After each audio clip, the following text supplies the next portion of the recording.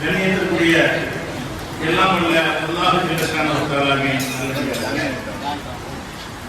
அல்லாஹுடைய பேரருளால் அவருடைய திருத்தூதர் முஹம்மது ஸல்லல்லாஹு அலைஹி வஸல்லம் அவர்களுடைய வழிமுறை பிரகாரம் அவர்கள் காட்டித் தந்த ஒரு சுன்னத்தான காரியத்தை நாம் நிறைவேற்றுவதற்காக நாமெல்லாம் இங்கே குழுமியிருக்கிறோம்.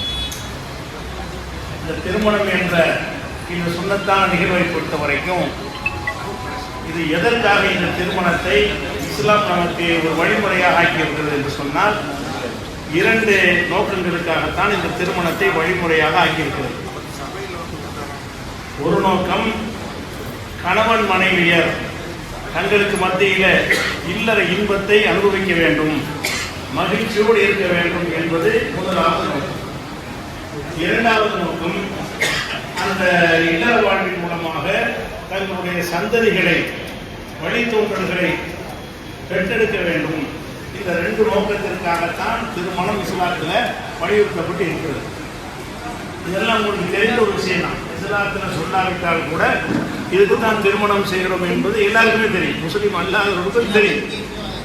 ஆனால் இந்த ரெண்டு நோக்கத்தையும் நிறைவேற்றும் வகையில் நாம் இந்த திருமணத்தை அணுகுகிறோமா என்று கேட்டால் இல்லை என்றுதான் சொல்ல வேண்டும். அதிகமான பேர் இந்த நோக்கத்தை மறந்துவிட்டு ஒரு சடங்கை கூட இந்த திருமணத்தை நடத்துகிறார்கள். முதலாவதாக நம்ம சந்ததிகளை பெருக்க வேண்டும், பல்கி பெருக வேண்டும் என்று சொன்னால், இன்றைக்கு இருக்கிற சூழ்நிலையில் ஒரு தம்பதியர் 2 பேர் இருந்தார்கள் என்று சொன்னால் அனைவரும் 2 குழந்தைகள் பெற்றால்தான் இப்போ நம்ம இருக்கிற இதே எண்ணிக்கையை நம்ம தொடர முடியும். இப்போ எவ்வளோ மக்கள் தொகை இருக்கிறோமோ இதே எண்ணிக்கையில் சிறுபான்மையாக இருக்கிறோம்.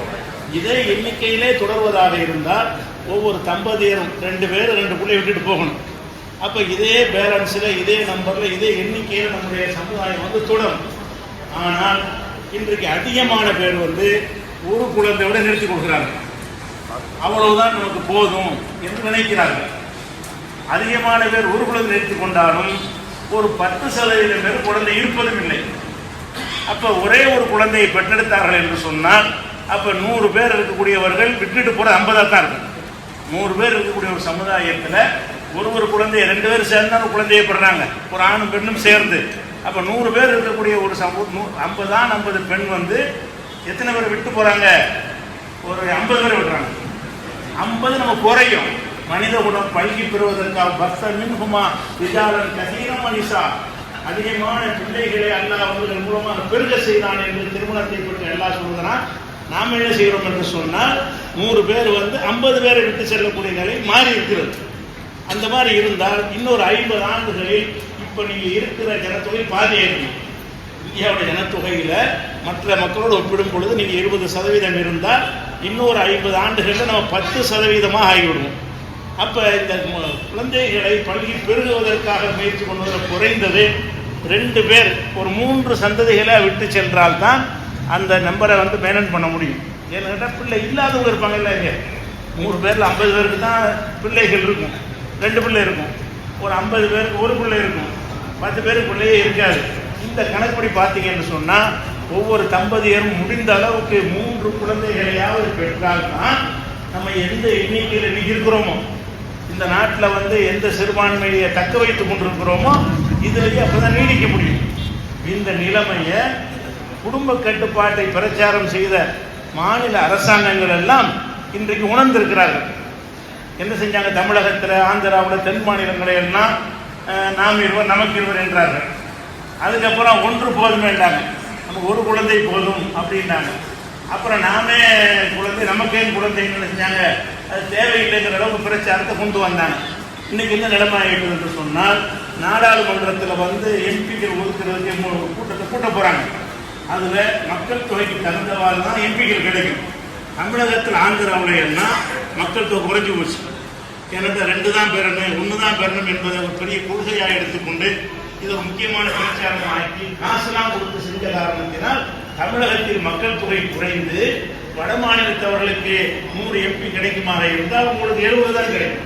30% தென் மாநிலங்களுடைய எம்பிக்களுடைய எண்ணிக்கை குறைகிறது என்று இன்னைக்கு மாநில அரசாங்கம் என்ன செய்யறாங்கன்னா ஊக்குவிக்க ஆரம்பிச்சுட்டாங்க. கடந்த 2-3 மாதங்களாக மாநில அரசாங்கங்களை இனிமேல் நாங்கள் 2க்கு மேல் வேண்டாம் என்று சொல்ல மாட்டோம், அதை வலியுறுத்த மாட்டோம், அவருடைய விவரத்தை நாங்கள் புரிந்து கொண்டோம் என்று சொல்ல காய்விட்டார்கள். எப்படி தமிழகத்தில் இந்த நிலை ஏற்பட்டிருக்கிறதோ அந்த நிலைமை தான் முஸ்லீம் சமுதாயத்தில் ஏற்பட்டு கொண்டு இருக்கிறது. இதே நிலை தொடரும் என்று சொன்னால் ஒரு காலத்தில் நம்ம 2% 3% மக்களாக மாறிடும். இந்தியாவில் நம்ம இருக்கக்கூடிய ஜனத்தொகை மற்றவங்களோட கம்பேர் பண்ணி பார்த்தீங்கன்னா 97% மொத்தம் இருப்பாங்க. நீங்கள் 2 3 இருப்பீர்கள். அல்லாஹ் என்ன செய்யறான், பஸ்ஸ மின்ஹுமா ரிஜாலன் கஸீரன் வ நிஸா, இந்த ஆதம் ஹவ்வா 2 பேரையும் படைத்து விட்டு அந்த 2 பேர் மூலமாக ஏராளமான ஆண்களையும் பெண்களையும் அல்லாஹ் பல்கி பெருக செய்தான் என்று சொல்லக்கூடிய காட்சியை பார்க்கிறோம். இதை நம்ம திருமணம் நடத்தக்கூடியவர்கள் உணர்ந்ததாக தெரியவில்லை. திருமணம் செய்கிறோம், எதுக்காக திருமணம்? ஆசைக்கு ஒரு பிள்ளைங்கிற அளவோடு நிறுத்திக் கொள்கிறோமே தவிர அதை வளர்க்க இயலுமா, நம்ம கல்வி கொடுக்க இயலுமா, இப்படியெல்லாம் நினைத்து கொண்டு தப்பாக நினைத்து கொண்டு இந்த மாதிரியான ஒரு முடிவை அதிகமான மக்கள் என்ன செய்கிறாங்க, எடுக்கிறாங்க. பிள்ளை பெறுவது ஒரு பாரமான விஷயம், ஒரு சுமையான விஷயம் நினைக்கிறார்கள். அல்லாஹ் ரப்புல் ஆலமீன் நம்மளை படைக்கும் போது ரிஸ்க்கு சேர்த்து தந்து விடுறான், எழுதி வைத்து விடுறான். நான் 3 பிள்ளை பிறந்தால் 3 பேருக்கு ரிஸ்க்கு கொடுக்காம ஆகுறது கிடையாது. நமக்கு முந்தின பெற்றோர்கள் 5 பிள்ளை 7 பிள்ளை 10 பிள்ளை பெற்றவர்கள் எல்லாம் கூட அந்த பிள்ளைகளை வளர்த்து வறுமையான காலத்தில் வளர்த்து ஆளாக்கித்தான் இருக்கிறார்கள். அதனால படிக்க வைக்க முடியுமா, அதை செய்ய முடியுமா, இதை செய்ய முடியுமா என்ற ஒரு குறுகிய எண்ணத்தோடு அல்லாஹ்வின் மீது நம்பிக்கை தவக்கல் குறைந்த ஒரு நிலையில தான் இந்த முடிவை எடுக்கிறீர்கள். எடுத்தால் எதிர்கால சந்ததிகளுக்கு நம்ம ஒரு ஆபத்தான நிலையை விட்டு செல்லணும். நம்முடைய எதிர்கால சந்ததி, அதில் உங்கள் பிள்ளை வட்டியெல்லாம் இருப்பாங்க, உங்கள் பேரம்பேத்திகள்லாம் என்ன செய்வாங்கன்னா சிறுபான்மையில் உட்காந்து இப்போ கஷ்டப்படுறோம், இன்னும் சிறுபான்மையாக போனாங்கன்னு சொன்னால் அது சமூகத்துக்கு செய்கிற ஒரு கேடாக இருக்கும். இந்த ஒரு விஷயத்தை திருமண நிகழ்வுல நம்ம என்ன செய்யணும், எல்லா நிகழ்வுகளும் இந்த மக்களுக்கு தெளிவுபடுத்தி, இன்னும் சொல்ல போனால் ஆந்திரா போன்ற மாநிலங்கள்ல எல்லாம் 3வது குழந்தை பெற்றால் அவங்க ஊக்கத்தொகை கொடுக்குறான். பெறக்கூடாதுன்னு சொன்னவன் இப்போ என்ன செய்யறான், 3வது பிள்ளை பெற்றவர்களுக்கு ஊக்கத்தொகை தருவோம். எதுக்கு அதை சொல்றான்னு கேட்டால் மக்கள் தொகை ரேஷியோ குறைஞ்சிக்கிட்டே வருகிறது, இவ்வளவு குறையக்கூடாது என்பதை இப்போ உணர்ந்து கொண்டார்கள். 2 போதும் என்கிற கொள்கை தவறு. இன்னும் சொல்ல போனால் இப்படி செய்கிற காரணத்தினால முதியவர்கள் அதிகமாகிடுவாங்க, இளைஞர்கள் குறைஞ்சிருவாங்க. அது ஒரு பெரிய பாரதூரமான விஷயமா போய் சைனாவில தான் இந்த மாதிரி ஏற்பட்டு போய் என்ன அதிகமான வயசானவங்க இருக்கிறாங்க, இளைஞர்கள் கம்மியாக இருக்கிறாங்க. இளைஞர்கள் கம்மியாகவும் வயசானவும் அதிகமாக இருந்தால் அந்த சமுதாயம் எந்த கதிக்கு ஆளாக இன்னைக்கு வலுக்கட்டாயமாக குழந்தை பெறுவதற்காக வேண்டிய விடுமுறை கொடுக்குறான், ஆர்வம் ஊட்டுறான், பணம் கொடுக்குறான் ஜப்பான்ல மக்கள் தொகை பெருக்கிறதுக்காக வேண்டி. அப்போ இந்த ஒரு விஷயத்தை அதெல்லாம் வலியுறுத்துகிறான். சர்வதேச சமுதாயமும் அதனுடைய தீமையை இன்னைக்கு உணர்ந்திருக்கிறாங்க. அதனால திருமணம் செய்யக்கூடியவர்கள் ஏற்கனவே செய்தவர்கள் என்ன செய்ய இதில் கவனம் செலுத்தணும். இது நம்மளுடைய கடமை. நாம் நம்ம எப்படி நம்ம ஒரு நல்ல நிலையில் நம்ம முன்னோர்கள் நம்ம பெற்றோர்கள் விட்டு சென்றார்களோ அதை விட மேலான நிலையில் நம்ம பிள்ளைகள் விட்டு செல்வது ஒன்று. 2வது சந்தோஷமாக இருப்பதற்கு தானே திருமணம். மனிதன் சந்தோஷமாக இருப்பது இன்றைய நவீன காலத்தை பொறுத்த வரைக்கும் ஒரு 40-45 அந்த சந்தோஷம் அனுபவிக்கிற நிலையிலிருந்து மனிதன் இறங்கி விடுகிறான். பலவிதமான நோய்கள், உடல் ஆரோக்கியம் கிடையாது. அதனால என்ன ஆகுதுன்னு கேட்டால் தாம்பத்திய வாழ்க்கையில் ஈடுபடக்கூடிய தன்மை 40 வயசுலேயே மக்கள் குறைய ஆரம்பிச்சுட்டார்கள். 40 வயசுக்கு பிறகு என்ன செய்யறது, அவங்களுக்கு தாம்பத்திய வாழ்க்கையில் நாட்டம் இல்லாமல் போயிடுறாங்க. அப்போ இளமையை அனுபவிப்பதற்காக வேண்டி திருமணம் செஞ்சுவிட்டு அந்த 40 வயசுல முடியுது என்று சொன்னால் நாம் என்ன செய்யறோம் தெரியுமா, 30 வயசுல கல்யாணம் பண்ணுறோம். திருமணத்தை நம்ம என்ன செய்யறோம், ஒரு இளைஞன் 28 வயசு வரைக்கும் கல்யாணம் பண்ணாம, 30 வயசு கல்யாணம் பண்ணாம, 25 வயசு கல்யாணம் பண்ணாம, அப்ப 30 வயசு வரைக்கும் கல்யாணம் பண்ணாம இருந்தீங்கன்னு சொன்னா அவன் வாழ்ற வாழ்க்கை 10 வருஷம் தான். 30 வயசுல கல்யாணம் பண்ணுவீங்க, ஒரு 10 வருஷம் சந்தோஷமா இருப்பார்கள். அதுக்கப்புறம் என்ன ஆயிருன்னு கேட்டால் இயற்கையான அந்த உடல் உபாதைகள், பல நோய்கள். இன்னைக்கு பல பேர்கிட்ட 40க்கு மேலே உள்ளாலும் எல்லாரும் சுகர் இருக்குங்கிறாங்க. சுகர் இருந்தால் தாம்பத்திய வாழ்க்கையில உங்களுக்கு ஈடுபட முடியாது, முழுமையான சந்தோஷத்தை பெற முடியாது. அந்த மாதிரி பலவிதமான நோய்களை நம்ம எதிர்கொண்டிருக்கிற ஒரு சூழ்நிலையில் என்ன செய்ய வேண்டும் என்றால் திருமணத்தை தள்ளி போடுறோம். திருமணத்தை தள்ளி போடுவதன் மூலமாக என்ன ஆகும் கேட்டால் அந்த இளைஞர்களும் இளைஞர்களும் கெட்டு போவாங்க, தவறான செயலுக்கு தான் செல்வார்கள். அந்த உணர்வு எல்லாம் படைச்சிருக்கிறான். அதை நீங்கள் கட்டுப்படுத்தி 20 வயசுலேயே ஒரு ஆணுக்கு திருமணம் தேவைன்னு வந்துவிடும். நீங்கள் 22, 23, 24 தான் இன்னொன்றாலும் போவான். என்ன மாதிரி வந்தாலும் கெட்டு போவதற்கு வாசல் திறந்து கிடக்கிறது. எப்படி கேட்டாலும் யாரும் கண்டுபிடிக்க கூட முடியாது. அந்த மாதிரியான ஒரு காலத்தில் வாழும் பொழுது அந்த இயற்கையான உணர்வான வரக்கூடிய நேரத்திலேயே தாமதம் இல்லாமல் நீங்கள் இல்லற வாழ்க்கைக்கு ஏற்பாடு செய்து கொடுத்தால் சீக்கிரமே 20-22க்குள்ளேயே திருமணம் செய்து கொடுத்தோம் என்று சொன்னால் அதில் என்ன நன்மை ஏற்படும்? கொஞ்சம் அதிக காலத்துக்கு சந்தோஷமா இருக்கும். ஒரு 22 40 வயசு, ஒரு 18 வருஷம் சந்தோஷமா மனைவியோட இருக்கிற ஒரு சந்தர்ப்பம் இருக்கிறதுல. நீங்க லேட்டாக என்ன ஆகும்னு கேட்டா, அவன் மனைவியோட சந்தோஷமா இருக்கக்கூடிய அந்த கால அளவு ரொம்ப குறைந்து போயிடும். அதை கவனத்தில் கொள்ளாம திருமணத்தை அநியாயத்துக்கு தள்ளி கொடுக்குறாரு. பொருத்தமில்லாத காரணம். என்ன செட்டில் அவ்வளவு இன்னும் கல்யாணம் பண்றதுக்கு என்ன செய்யணும்? செட்டில் அவன் என்ன செட்டில் ஆகணும் வகையில் இருக்குதா? கல்யாணம் பண்ணி செட்டில் 25 வயசுல செட்டில் ஆகணும் உத்தரவாதம் இருக்குதா? 30,000 உத்தரவாதம் இருக்குதா? செட்டில் ஆகணும் 35 வயசு ஓடுறான். இன்னும் நான் செட்டில் ஆகல. உன்னை வாழ்க்கை அது நம்ம கையில் கிடையாது. நீங்க அல்லாஹ்வுக்கு திருமணம் செஞ்சீங்கன்னு சொன்னா அந்த பெண்ணுடைய ரிஸ்கையும் சேர்த்து உங்க கையில் அல்லாஹ் தருவான். அந்த பெண்ணுக்குள்ள ரிஸ்க் அல்லாஹ் எழுதிட்டான்ல. கல்யாணம் பண்ணீங்கன்னா உங்க கையில் அந்த ரிஸ்க் அல்லாஹ் தரப்போறான். இதை முதல்ல நம்பணும். பூமியில் என்ன நம்பணும்? நம்மளை படைக்கிறதுக்கு முன்னாடி நம்மளுடைய ரிஸ்க் அல்லாஹ் எழுதி வச்சுட்டான். என்ன கிடைக்குமோ அது முடிவு செய்யப்பட்டு விட்டது. அது கிடைச்சே தீரும். அதை நம்பாட்டி அது பேர் நம்மள்ட்ட என்ன ஈமான் இருக்கு? அதை சிந்திச்சு பார்த்தோம் என்று சொன்னால் இந்த திருமணத்தை பெண்களுக்கும் நம்ம தள்ளி போகிறோம். 20 சட்டம் போட்டுனா 18க்கு முன்னாடி பண்ணக்கூடாது. அதுக்காக வேண்டாம் கடைப்பிடிக்கணும். 18 தாண்டி 25 28 வரைக்கும் பெண்ணு கல்யாணம் பண்ணாமல் இருந்தால், ஒரு ஆணுக்கு 25 27 கல்யாணம் பண்ணாமல் இருந்தால் எப்படி நியாயம்? அது அவனுடைய உணர்வுகளை நீங்கள் மனித செய்கிறீங்க. அதனாலையும் என்ன செய்கிறாங்கன்னா அவங்களுடைய இல்லற வாழ்க்கை சந்தோஷத்தான திருமணம். சந்தோஷம் எந்த நேரத்தில் நல்லா அனுபவிக்க இயலுமோ அந்த நேரத்தில் எல்லாம் நீங்கள் சும்மா விட்டுட்டு எப்போ குறைந்து கொண்டு வருகிறதோ, வலிமை குன்றி வருகிறதோ, எப்போ பலவீனப்பட்டு வருகிறதோ அந்த நேரத்தில் போய் நம்ம கல்யாணம் பண்ணி கொடுத்தோம்னு சொன்னால் அந்த திருமணத்துடைய நோக்கம் முழுமையாக இல்லை. ரெண்டுலேயும் நம்ம தோல்வி அடையும். திருமணத்தின் மூலமாக சந்தோஷத்தை அனுபவிப்பது எடுத்துக்கொண்டாலும் நம்ம சரியான முறையில் கடைப்பிடிக்கிறவரை இல்லை. சந்ததிகளை பெருக்கிறது எடுத்துக்கொண்டாலும் நம்ம அதை சரியாக கடைப்பிடிக்கலாம். இந்த 2 விஷயத்தையும் நம்ம மறந்தோம் என்று சொன்னால் பெரிய பாதிப்பு ஏற்படும் என்பதை இந்த திருமண உரையில முக்கியமான செய்தியாக இந்த உரை நிகழ்த்தக்கூடிய இடம் இல்லை.